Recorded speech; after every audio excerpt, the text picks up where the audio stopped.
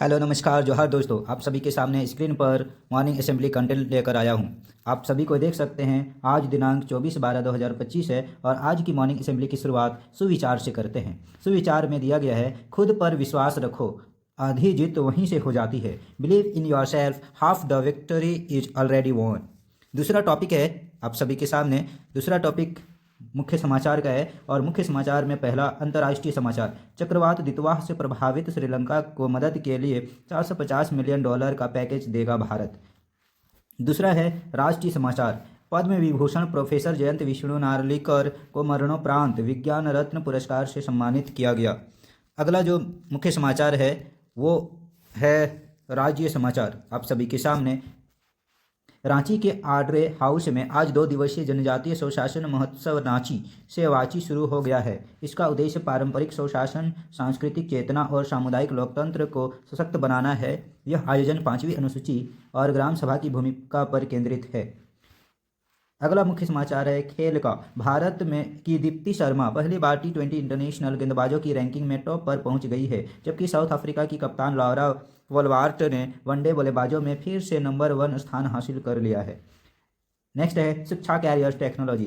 Cat 2025 result कल जारी होगा। कैट 2025 परीक्षा का रिजल्ट शाम 6 बजे से डाउनलोड कर सकेंगे। अगला टॉपिक है समान ज्ञान प्रश्नोत्तरी का आप सभी के सामने कक्षा 1 से 5 तक के लिए। पहला सवाल है, चौकी पर बैठी एक रानी, सिर पर आग, बदन पर पानी।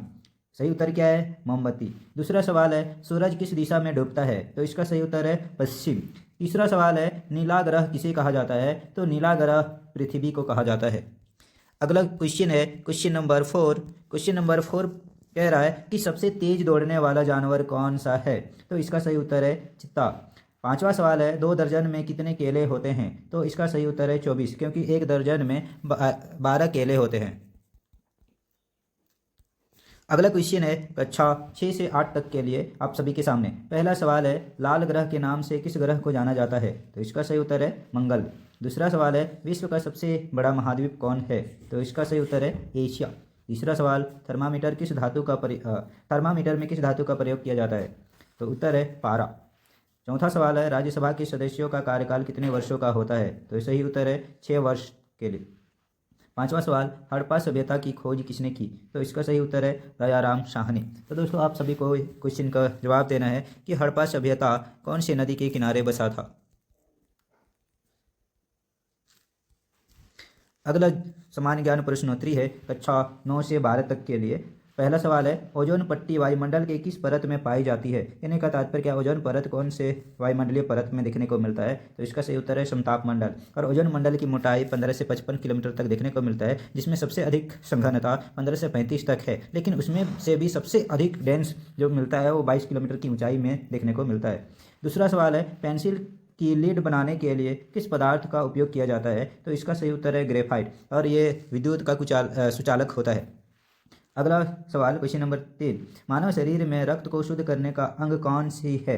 तो इसका सही उत्तर है किडनी। किडनी एकमात्र ऐसा अंग है जो रक्त को शुद्ध करने का काम करता है।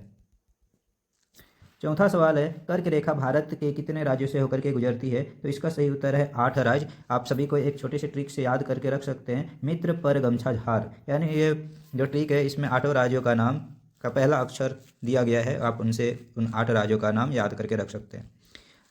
अंतिम सवाल है क्वेश्चन नंबर 5, पीली क्रांति किससे संबंधित है? तो इसका सही उत्तर है खाद्य तेलों के उत्पादन से। तो दोस्तों आप सभी को ये बताना है कि हरित क्रांति किससे जुड़ा हुआ है और हरित क्रांति के जनक विश्व में कौन है, और भारत में हरित क्रांति के जनक किसे कहा जाता है, और हरित क्रांति शब्द किसने दिया? इन सभी क्वेश्चन का जवाब आपको कमेंट बॉक्स में बताना है, और वीडियो अच्छा लगे तो लाइक और सब्सक्राइब भी कर देना। अगले टॉपिक की ओर चलते हैं। अगला टॉपिक है प्रेरक प्रसंग का। प्रेरक प्रसंग का जो शीर्षक है दीपक और अंधेरा। एक गांव में बार बार बिजली चली जाती थी। लोग अंधेरे को कोसते रहते थे। एक दिन गांव के स्कूल के शिक्षक ने बच्चों से पूछा, अंधेरा क्यों होता है? बच्चों ने कहा, बिजली नहीं होती इसलिए। शिक्षक मुस्कुराए और बोले, अगर एक छोटा सा दीपक जला दिया जाए तो क्या अंधेरा रह जाएगा?